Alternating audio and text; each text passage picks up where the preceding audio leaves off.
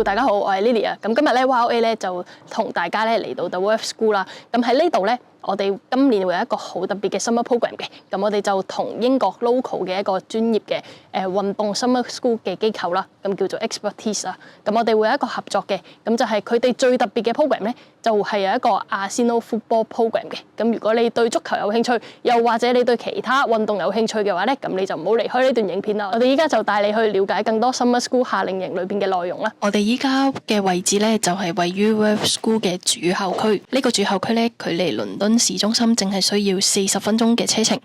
學校咧，佢擁有閉環式嘅管理 campus， 同埋佢嘅運動場地咧係足足橫跨超過500英畝嘅土地。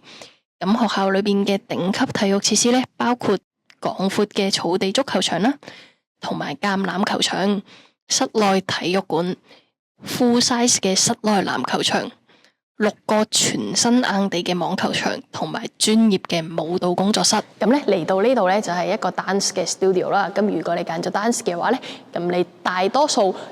上 dance 嘅堂咧就會喺呢度上嘅。咁每一個星期嘅最後咧，你都有機會咧去到個 theatre 裏邊表演嘅。咁呢度你可以揀嘅咧，咁就有 jazz 啦，或者係佢哋都有現代舞嘅老師嘅。除咗啱啱提到嘅運動設施之外咧，學校最近仲大幅投資翻新佢哋嘅歷史建築。而依家學校用緊嘅 EFL 英語教學大樓咧，更加係一個獲獎嘅建築嚟嘅。如果參加咗英文課程嘅 Summer Camp 學生嘅話咧，就會喺裏邊嘅現代化教室裏邊上堂嘅。咁嚟到佢哋主要嘅教學大樓咧，我身後邊嘅呢個禮堂咧，就係每一日朝早大家都會喺呢度開早會嘅地方啦。咁咧呢度咧就係佢哋一個主要會上英文堂嘅地方嘅。咁如果你栽咗一個15個鐘嘅英文 program， 再加15個鐘嘅體育 program 咧，咁你就會有15個鐘每一個星期嘅時間咧，會 spend 喺呢一種課室裏面去學英文嘅。呢度比較特別嘅地方咧，就係每一個課室咧，佢出邊咧都有一個 common area 嘅。學生上完堂之後啦，咁佢哋都可以喺出面一齊去 gather， 一齊去討論翻頭先上堂嘅情況啊，又或者係討論翻佢哋學習學成點嘅。咁學校咧喺 Summer Camp 期間可以提供到以下嘅專業運動或者活動俾學生嘅，包括阿仙奴足球發展課程、籃球、舞蹈、騎馬、multi sports、欖球同埋網球嘅。而根據我上邊提到嘅唔同活動同埋運動選擇，學校好貼心咁樣咧提供咗3種選項俾有唔同需要嘅學生嘅。咁第一個選項咧就係英文加運動課程嘅選項。如果揀咗呢個選項嘅學生咧，每個星期會有15個小時係會上英文課堂嘅。另外咧都會有15個小時係指定嘅運動專業指導，例如就係上午會學習英文啦，下午咧就進行網球訓練嘅。咁第二個選項咧就係一個雙運動組合，學生咧就可以同時深入咁樣練習2項嘅專長運動。通過運動嘅過程咧，去自然提升學生嘅英文。揀咗呢個組合嘅學生咧，每個星期會有15個鐘係選擇一種運動嘅，另外15個鐘咧就係另一種運動。例如每日會有3個鐘嘅網球訓練，再加下午3個鐘嘅騎馬訓練，呢一個雙運動組合，咁就比較適合咧對運動充滿熱情嘅學生啊。最後第3個選項就係全日阿仙奴足球訓練營，呢個就係一個單一純運動嘅選項，咁就係僅限於選擇足球嘅學生。呢一個單一足球學院咧比較適合熱愛足球嘅學生，每個星期咧係會有30個鐘全程咁樣投入高強度嘅足球密集訓練，深入咁樣提升學生嘅技術同埋戰術水平嘅。咁咧我哋依家咧就喺 Worth School 嘅裏邊嘅 Dining Hall 啦。咁你可以見到咧，我身後咧其實都有一啲熱水機嘅。咁如果你想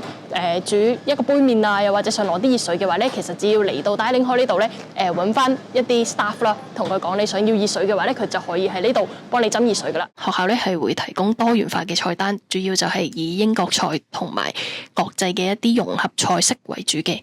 咁通常咧午餐同埋晚餐咧，學校都會有2個熱盤嘅主菜可以俾學生選擇嘅。咁同時啦，都會設有自助嘅沙律、水果同埋甜品吧，俾學生去因應翻自己嘅需要啊，自己嘅喜好去揀嘅。咁如果咧學生係有素食或者係一啲醫療啊宗教原因需要有特別嘅飲食安排嘅話咧，咁都需要喺申請嘅時候盡快同我哋去提出嘅。咁啱啱先咧，雖然咧大家見到 Main Campus 嗰邊咧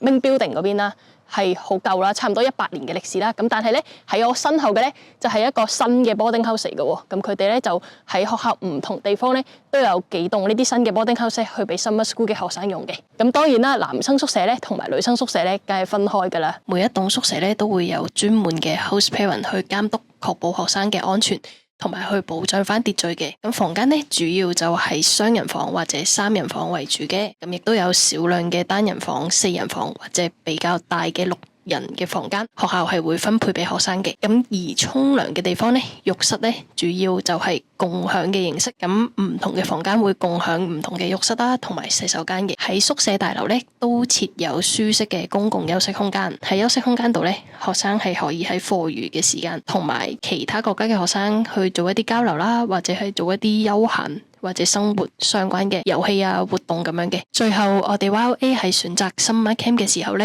嘅核心都係希望學生喺整個逗留嘅期間係充滿動力同埋充滿靈感嘅。喺 Web School Campus 呢度呢， Expertise 嘅同事同埋老師呢係會全日24小時1個星期7日無間斷咁樣去支援學生嘅。無論學生有咩需要都可以即刻揾到佢哋幫手，因為學生嘅安全永遠都係我哋 YOA 選擇學校嘅首要考慮。而學校嘅師生比例呢係4:1，即係每4位學生呢就會有1位嘅工作人員或者老師去照顧學生嘅。咁呢個4:1嘅比例呢，喺英國夏令營嘅業界裏邊呢都係一個非常之高嘅標準嚟嘅。除咗老師之外啦，咁學校呢都會有 house parent 專門去負責學生嘅日常生活。咁 house parent 呢會喺學生感到不安啊，或者係需要支援嘅時候呢嘅第一個聯絡人。咁 house parent 呢都會陪伴學生去度過成個 summer camp 嘅生活嘅，無論係宿舍啦、運動場啦，或者係課室。佢哋嘅任務呢，主要就係確保學生係感覺到安全噶啦、舒適噶啦，同埋呢有喺屋企咁自在嘅感覺。而我哋現場呢，仲會有專業嘅醫療人員啦，同埋專門負責學生 welfare 嘅 welfare manager。咁呢位 welfare manager 嘅資料呢，我哋都會喺出發之前去俾到家長嘅。所以學生喺學校期間呢，如果有任何問題或者係任何憂慮嘅時候呢，家長都會聯絡到學校嘅老師嘅。最後，如果你對 Summer Camp 有興趣，都想做一個進一步嘅了解嘅話呢，咁就可以通過以下方法去聯絡我哋。